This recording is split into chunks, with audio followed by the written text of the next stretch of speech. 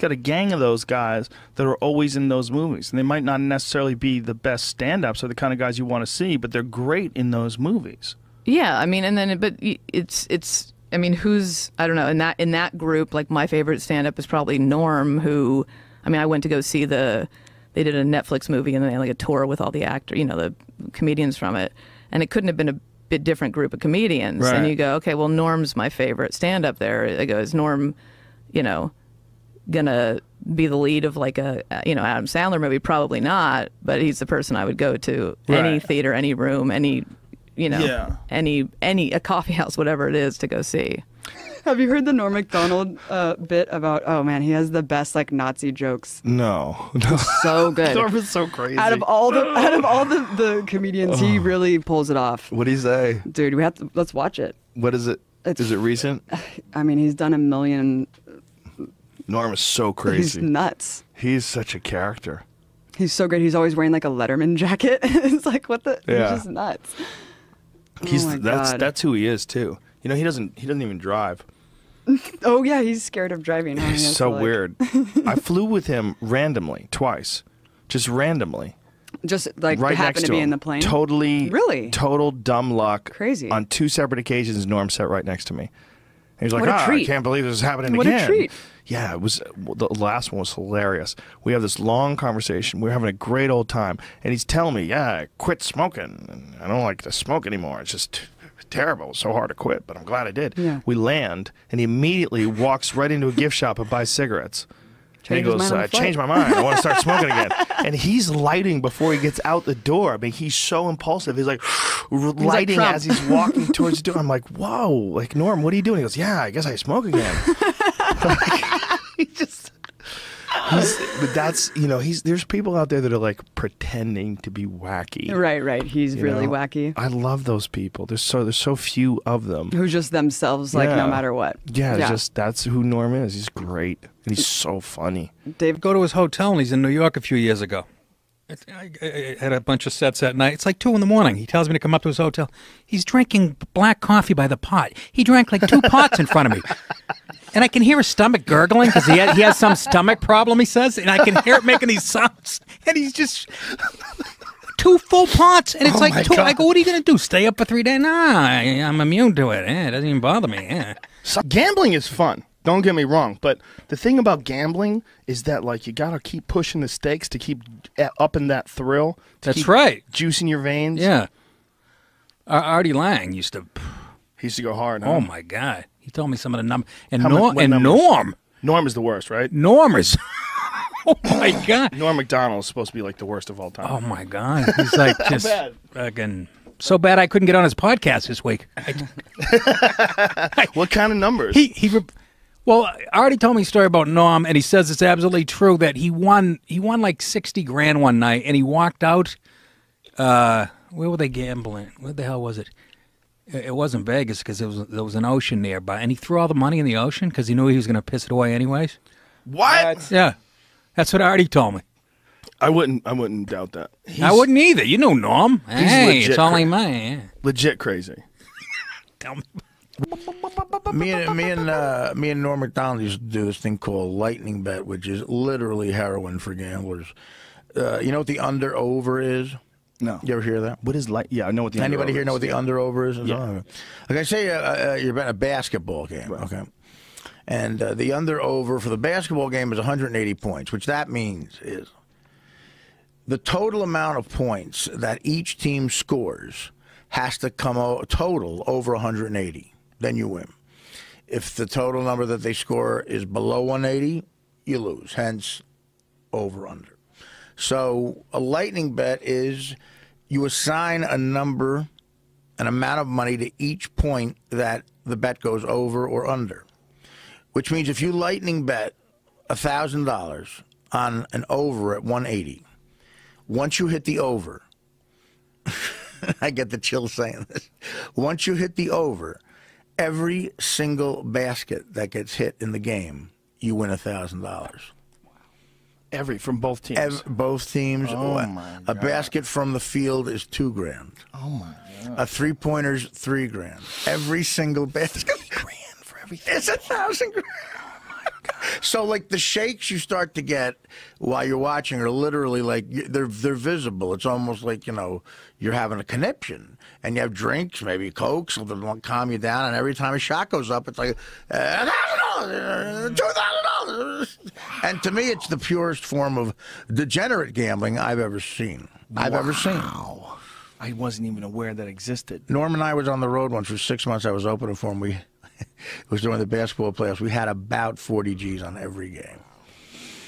Was it Norm, the one we just talked about, that had that famous story where he threw the money in the ocean because he knew he was going to lose it? Was that Norm? Yeah, he decided to throw it out because he thought it would just make him lose more. But that might have very well been urban legend. Do you know is that true? Well, a lot of this could be urban legend. Who knows? No, not from you. I'm saying I didn't hear it from Norm. No. I agree that Did could you? be. No, and I agree that could be urban legend, absolutely. Well, everyone knows he's just a wild maniac. He's one of the funniest, smartest human beings I've ever met, but he's got a true edge and a true danger, and that's what happens. I love him, though. He's a rock star, man. He's a bad motherfucker. He's a rock star. He's hilarious. He's hilarious, and he's also like, that's really him. Like, he's not putting on an act. You know, when he hosted the ESPYs in 2001, O.J. Simpson was just forced to give his Heisman Trophy back to Fred Goldman because O.J. lost the civil suit. Right. So he had to give money reparations back to Fred Goldman and Nicole. So he didn't have any money, so he said, take my Heisman Trophy for whatever that's worth. So Fred Goldman takes it, and now he owns it. So the next week of the ESPYs, Norm hosts the ESPYs. Charles Woodson, the guy who won the Heisman Trophy, the first offensive guy ever sitting in the front row. First joke Norm tells, he looks in the front row and he says, hey, Charles Woodson, man. You won the Heisman Trophy. No one can ever take that away from you. First defensive guy to win the Heisman Trophy. No one can ever take that away from you. And everybody applauds. It's like a real nice thing. And it settles down, and Norm goes, no one can ever take that Heisman Trophy away. And then he pauses and said, unless, of course, you kill your wife and a waiter. How does that go over? It bombed. Did it really? Well, it was... yeah, it was at Radio City. It was like Ken Griffey Jr. was on the... Oh my God. Oh my God. Well, what did they expect? That's Norm fucking Macdonald. Well, maybe not that, but still, it makes me love him even more. Like, Norm Macdonald got mad about it. He's like, yeah, there was no woman like that back then. There's no. It's a fucking show, man. The Hulk's not real either. There's no guy who becomes the Hulk. No, you enjoy it? I really like Norm Macdonald, but I love him. Yeah, but I didn't have. There was she was swearing like a soldier on stage. Very quickly. Very quickly. What about Norm? Did you guys do anything with Norm? I wish we could do something with Norm. He's got a thing on Netflix. Yeah, but he was in L.A. We were in New York. And he's another dude.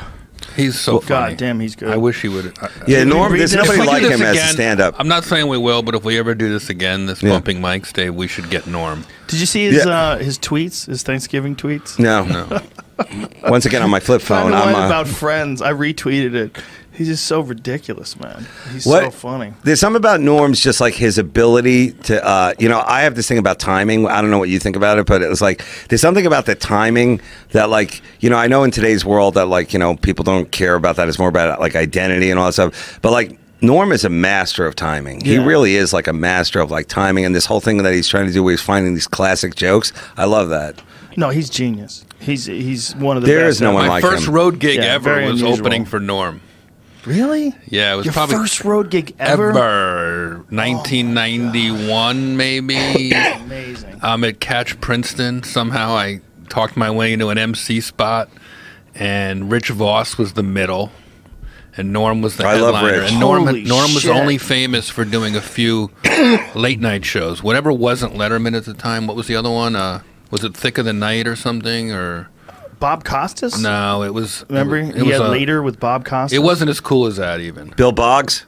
It was some. I'm gonna keep you. Yeah. It was some show you'll remember in a few minutes, and you go, "Oh yeah, it was some late night show, like syndicated, whatever it was." But like, and I meet Norm, and he's Catch Princeton. He'd do 45 minutes every show. He either destroyed or he got 0 laughs for 45 minutes. And whenever he got 0 laughs, he would stand by the door and say goodbye to people as they left. Oh, that's great. And if he killed, he would go back up to the room with Voss and we would play poker. Like he was hilarious. so I love anti. Voss. And then while we were there, Yeah, I love Voss, he too. got booked on Letterman for the first time, and I had a Jeep. My sister bought me a Jeep with the money she got from a car accident, and I drove Norm. The best. Hi, Robin. And I drove Norm to his Letterman taping, his first Letterman. That's So incredible. It was cool. I learned a lot that week. What a great guy to have. Is the first guy you opened for? It was so funny. That's amazing. Todd Barry was so obsessed with Norm, he came out and slept in my bed. It really comes down to like when you see like a Norm Macdonald, where he's like, okay, I haven't done anything to anybody wrong. I just want to look at with compassion on another human. I'm like, these are friends of mine, the people I know. What do you be specific? What are you saying about Norm Macdonald? Well, he said like Roseanne and Louis, and like they've lost everything in a day, and people don't really understand what it's like. Right. And I would like to see these friends, human beings, friends of mine, come out with the way. And he goes, honestly, I don't think Roseanne knew that lady was black. I don't think she makes that comment. And then people go, fuck you. Your Tonight Show appearance is canceled. Yeah. And it's like, well, I didn't even do anything. Me and Norm Right. Macdonald didn't do anything. Instead of taking that opportunity to go, hey, let's hear him out. Maybe you can clarify what you mean. Right. Even say, no, I didn't mean it that way. They All right? deplatformed him. They deplatformed because these women or people, I don't really know who they were, at the Tonight Show had their opportunity to fall on their sword, and they go, now we get to stand up for women's rights, and we get to stand up for racial rights.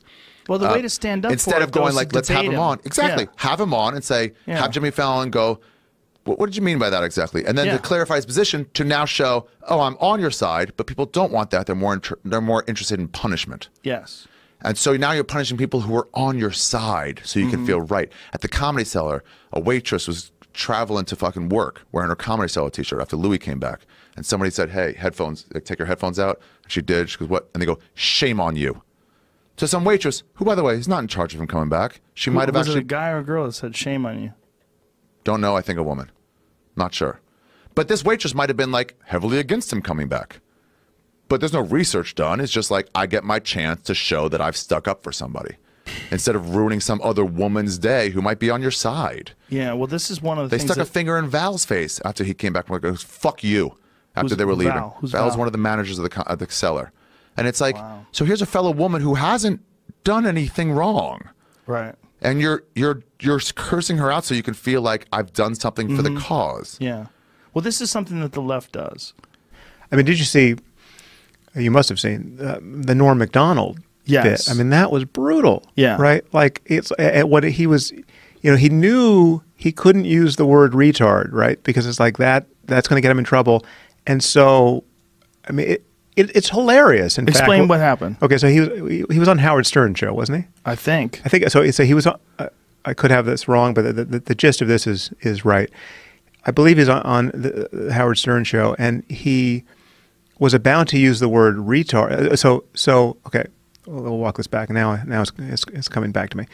He was talking about his friend, the ordeal that Louis C.K. has gone through in this just massive exile experience, right? This massive social shunning, and he said he was describing it in a way where he then got accused that he cared more about what Louis C.K. was going through than the women who felt victimized by Louis C.K. And that was not his intention at all, apparently. And so when he went to clarify this, he was about to say, I mean, you'd have to be retarded to think that I cared more about Louis C.K.'s ordeal than the ordeal of these women who had, who felt like their careers got derailed, right? But as the word retarded was coming out of his mouth, he tried to course correct. And because he doesn't know what the fuck he's talking about, he says, you'd have to have Down syndrome, right? Which is worse, right? It's more specific. And it's what it's like. And then you got all these parents with Down syndrome who have kids with Down syndrome who are just, oh my God. And so now he showed up on The View, right, with this on this apology tour, and I mean that's just amazing video to see him on The View, surrounded by these four women who know he's not a bad guy, right? Like they're just throwing him lifeline after lifeline, and he's so beaten down, right? Yeah. And he's so walking on eggshells. And you got Whoopi Goldberg, trying to just pull him back, from the lions. And it should be. I mean, it should be so straightforward. Like, is it part of Norm's goal to cause pain for parents who have kids with mental disabilities? Right? No. Right? I mean, like you can look into this guy's eyes for 10 seconds and know that this is not the bigot you're worried about. Right. Right. Of course. And yet people just want him destroyed. I mean, I don't know if they still do, but it's like the moment, like it was, I think it was a real concern that his show would get canceled. I mean, like this was it hasn't been picked up for a second season, and one of the things maybe that's part of the problem. It is part of the problem. He was devastated. I mean, I'm very good friends with Adam Egan. He's the guy that runs the Comedy Store. He's the talent director at the Comedy Store, and he's been on Norm's show. He was on he was like Norm's sidekick on a show. He's a very good friend with Norm. Right. And Norm really suffered from this in a way that he never suffered from anything in his career in terms of like his own personal feeling. Like he was devastated by it, by the blowback and the reaction. And he wanted to come on my podcast and talk about it. But Netflix is like, get the fuck out of here. Netflix said no press. Don't do anything. No press. Okay, but so the fact that you can't talk your way out of it, that's the fucking disease. Well, the problem is not that you can't talk your way out of it. The problem it's about to go down. We're here to stay and run this town. Bring in the heat, bring in the energy. We're the queens of the festival, can't you see? We're the queens of the festival, here to rule the stage. Dropping beats and make your body engage. From sunrise to sunset, we're taking it all. We're the festival queens standing tall. Ooh, yeah, ooh. From dawn till dusk, we command the crowd's gaze. Every beat, every rhyme sets our souls ablaze. With swagger and style, we own this domain. In the realm of music, we reign supreme, no chain. Feel the rhythm pulsating through your veins. Our verses ignite fire, never wane. With each lyric we spit, each move we make, we carve our legacy, leaving jaws to quake. We're the queens of the festival, here to rule the stage. Dropping beats and make your body engage. From sunrise to sunset, we're taking it all. Festival queen standing tall. Ooh, I get it. Ooh. No crown needed, our all's the crown jewel in the kingdom of sound. We never play the fool with beats as our scepters and rhymes as our decree. We're the sovereigns of rhythm for all to see. So bow down to the queens as we own the night. In the kingdom of music, we're the guiding light. From the first note to the last, we'll always be the festival queens, forever wild and free. Was that they wouldn't even let him attempt to talk your way out of it because I think they realized that Norm's a maniac. And Norm is a maniac in the best sense of the word. Yeah. He's one of my favorite comics. And he's hilarious. Fucking hilarious. But he's also completely crazy in the best way possible. Right. Many comedians are incredibly impulsive. And this is Norm. I mean, he just... well, he's got he's so off kilter. He's got a sort of Gary Shandling, like you don't know what's going to come out of his mouth extemporaneously. Yeah. Speaking of which, OJ's on Twitter. I saw that shit. Norm Macdonald tweeted at him. It's hilarious. Norm said, "Hey, Juice, I just wanted to tell you that through that video, I know the golf course that's behind you, so I could figure out where your house is, and I wouldn't do that, but somebody else might." Yeah, that was hilarious. Norm Macdonald's so funny. He's the best. I'm trying to get him to do a podcast. I was trying to get him and Adam Egan to do a podcast. I don't know what he can do, though, while he's got his Netflix deal. I don't think his show is... I don't know where it's at. I don't know if he has a contract, but he should do a podcast. It's a goddamn national travesty that he doesn't have a podcast. He's so fucking funny. Well, isn't his show it's kind of like a podcast? Like it has that. Yeah, but he hasn't been doing it. Oh. And they don't want him doing interviews and stuff. It's like, it's a little tricky because he said some crazy shit. You know, Norm says crazy shit. And he said some crazy shit like, like if you about someone saying something, well, you believe that you'd have to have Down syndrome. Huh? Like he thought that would be better than saying you'd have to be retarded. And people like, what the fuck? Damn it! And people got real mad at him. I think it was on the Stern Show. He's just a treasure. That guy.